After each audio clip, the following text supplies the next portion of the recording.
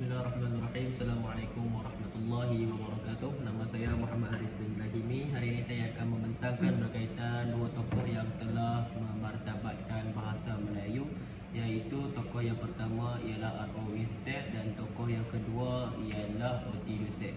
Jadi saya terangkan tokoh yang pertama iaitu R.O. Winstead. R.O. Winstead, nama penuhnya ialah Richard Olaf Winstead dan dilahirkan pada 2 Ogos tahun 1878 dan meninggal dunia pada 2 Jun 1966. Beliau mendapatkan pendidikan awal di Magdalen College School dan juga New College Oxford, dan pada tahun 1920 beliau memperoleh gelaran Doctor of Letters yang diibaratkan seperti Doktor Falsafah ataupun PhD. Beliau datang ke Tanah Melayu pada tahun 1902 sebagai seorang nazir sekolah di negeri Perak. Kemudian semasa berkhidmat, beliau mendalami pengetahuan bahasa dan juga kebudayaan Melayu. Pada tahun 1966, beliau telah dilantik sebagai penolong pengarah pelajaran di negeri-negeri Selat dan juga negeri-negeri Melayu bersekutu, dan pada tahun 1935 beliau bersara daripada berkhidmat di Tanah Melayu dan pulang ke London. Semasa beliau pulang ke London, beliau telah menjadi pensyarah di sebuah universiti iaitu Universiti London dan menjadi sebagai pensyarah dalam bahasa Melayu. Kemudian beliau juga telah dilantik sebagai Honorary Fellow dalam bidang Melayu di School of Oriental dan African Studies.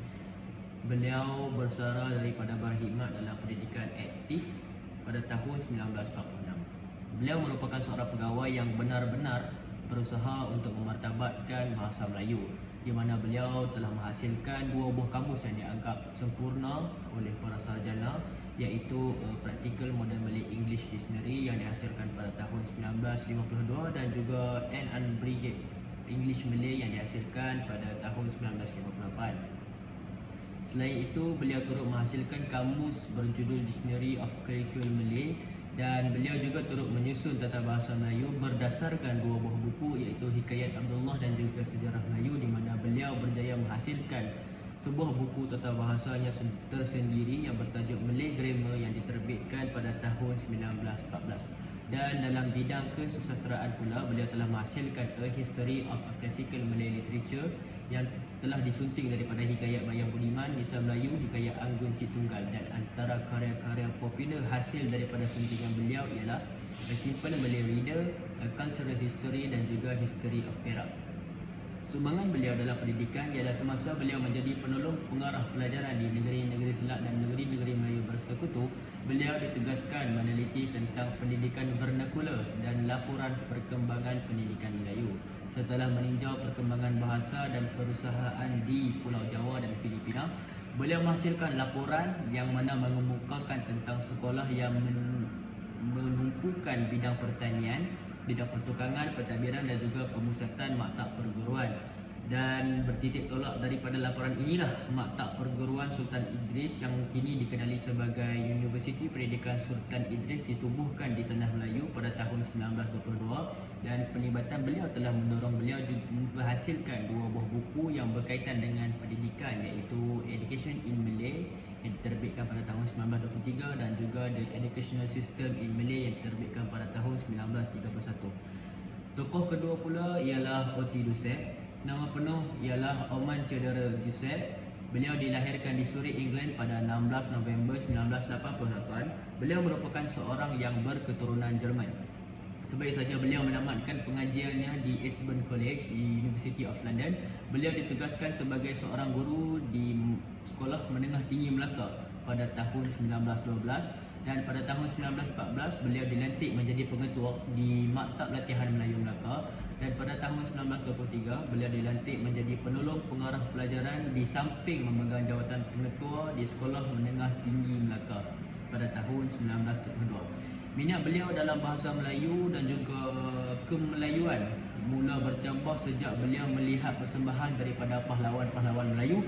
Semasa bertugas di Maktab Melayu Melaka, beliau menyedari banyak kekurangan bahan bacaan ilmu dalam bahasa Melayu. Dan di SITC, iaitu Sultan Idris Training College, beliau membuat perancangan yang teliti untuk jangka pendek dan juga jangka panjang.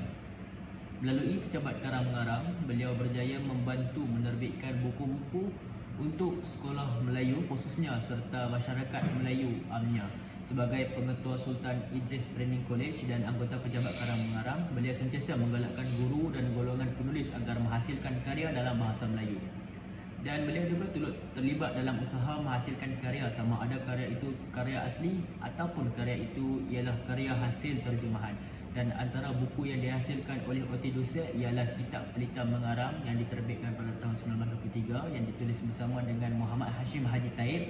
Dan juga beliau juga telah mengarang sebuah karya yang terpenting, iaitu karya Macbeth yang diilhamkan daripada William Shakespeare yang diterbitkan pada tahun 1943, dan juga karya Topeng Hitam yang diterbitkan pada tahun 1934.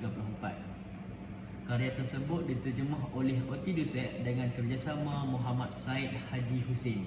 Dan juga perbandingan dan perbezaan antara R.O. Winstead dan juga Oti Dusek ialah R.O. Winstead berada di tanah Melayu ketika zaman British ialah anti-Islam, dan juga dalam masa yang sama mereka tidak menghalang orang Islam, akan tetapi mereka mengakibatkan Raja Melayu kehilangan kuasa, serta mereka menyebarkan karya di tanah air sendiri, karya tentang bahasa Melayu di tanah air kita sendiri dan juga di London. Dan minat R.O. Winstead ni dalam bahasa Melayu mula dipupuk sejak beliau mendalami serta mengenali bahasa Melayu serta budaya Melayu, dan beliau juga telah menghasilkan karya yang dihasilkan berdasarkan tafsiran beliau dalam karya-karya Melayu tersendiri.